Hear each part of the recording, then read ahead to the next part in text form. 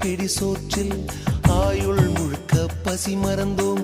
ஒற்றை கண்ணில் அடிபட்டால் 10 கண்ணிலும் பலி கண்டோம். பள்ளிக்கூடம் தந்ததில்லை பாசம் என்னும் நூல் ஒன்றை, வேதங்கள் 4ம் சொன்னதில்லை எங்கள் கதை போல் வேறொன்றை.